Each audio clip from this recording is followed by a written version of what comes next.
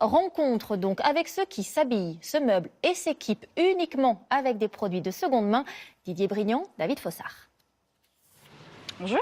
Tout acheter d'occasion, c'est la résolution prise par Christelle Rousseau cette année. Je cherche une petite robe pour une soirée. Cette femme de 36 ans est une habituée de cette solderie.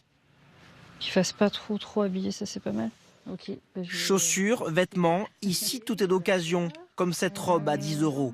Cette maman vient de reprendre ses études, elle doit limiter ses achats. Moi j'ai un petit budget d'étudiante, donc ça a forcément restreint mes achats.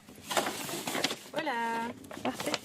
Merci madame. À bientôt. À bientôt. Bonne journée. Un argument économique, mais pas seulement. C'est aussi un mode de vie qu'elle a choisi depuis longtemps. L'escalier, c'est un escalier de récupération que j'ai retapé. Le canapé ici, c'est de la récupération que j'ai recouverte. La table derrière moi, c'est une table de récupération sur un site d'occasion. Les chaises, c'est de la récupération. Les jouets des enfants, alors soit c'est des cadeaux, soit c'est des choses récupérées dans des bourses aux jouets. Avec 2 enfants, les jouets et le matériel de puériculture s'accumulent. Régulièrement, cette maman les remet en vente sur des sites où elle les donne à des associations. Une pratique partagée par toute la famille. Moi, ma fille, elle comprend même pas quand je déchire des vêtements pour faire des chiffons. Parce que pour elle, il y a une utilité derrière. On peut les amener dans une collecte et puis ça peut être réutilisé. Apprendre à consommer autrement. Début janvier, Christelle Rousseau relève un défi lancé par une ONG. Ne rien acheter de neuf en 2018. L'association attendait plusieurs centaines de participants. Près de 9000 se sont déjà inscrits. Oui, on a 8770 participants. Ce matin. Okay. Pour cette ONG, ce défi est l'occasion d'une prise de conscience. Cette consommation de ressources, en plus, elle est invisible pour le consommateur final, pour nous. Quand on le voit dans le magasin, le jean, par exemple, on n'imagine pas qu'il y a eu 8000 litres d'eau consommés pour le produire. Quand on achète un smartphone, il pèse quelques grammes dans notre main, ils sont de plus en plus légers en plus, et on n'imagine pas qu'il y a eu des dizaines, voire des centaines de kilos de matières premières qui ont été extraites pour le produire. Chaque semaine, le site ariendeneuf.org encourage les participants à travers des bons plans, des solutions. Grâce à l'association, Quentin Hérades a acheté un ordinateur et un téléphone portable. Une seconde vie pour ses produits technologiques, choisis sans risque. Les produits sont remis à neuf. Et puis parce que sur le site, il y a un système de garantie qui fait que si jamais moi j'ai un problème avec le produit que j'ai acheté sur le site, je peux le renvoyer. Et le reconditionneur m'en renvoie un autre.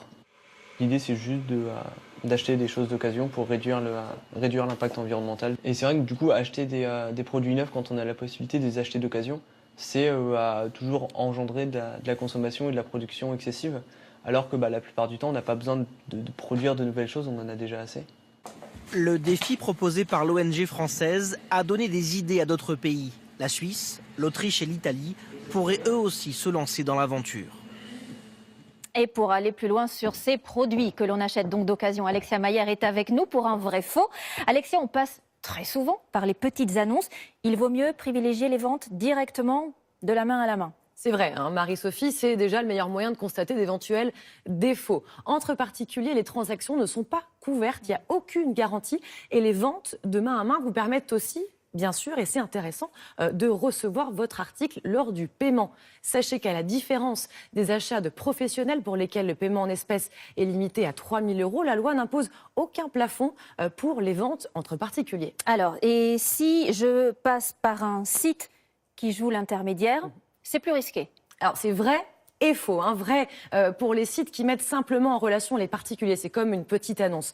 Là, il vous est conseillé de payer via un porte-monnaie électronique qui offre des garanties si l'objet est défectueux ou non conforme. Mais faux, ce n'est pas risqué si on passe par un site qu'on appelle tiers de confiance qui collecte l'argent comme Amazon ou Price Minister. Là, le vendeur ne reçoit son paiement que si le produit est réceptionné et le contenu conforme. Alors imaginons maintenant que malgré toutes ces précautions, le produit que je reçois n'est pas conforme, j'ai un recours. Oui, c'est vrai, on a un recours. Le vendeur doit fournir un produit conforme à l'annonce. Et en cas de problème entre particuliers, vous pouvez saisir le tribunal d'instance conserver tout de même les échanges. Si vous passez par un site marchand, 2 mesures vous protègent. Le délai de rétractation de 14 jours et la garantie de conformité, elle s'applique pendant 2 ans. Au cours des 6 premiers mois, la garantie est absolue. Le vendeur doit échanger, réparer ou rembourser. Et au cours des 18 mois suivants, il vous faudra quand même prouver le défaut pour obtenir réparation. Eh bien voilà, nous savons tout. Merci beaucoup, Alexia Mayer.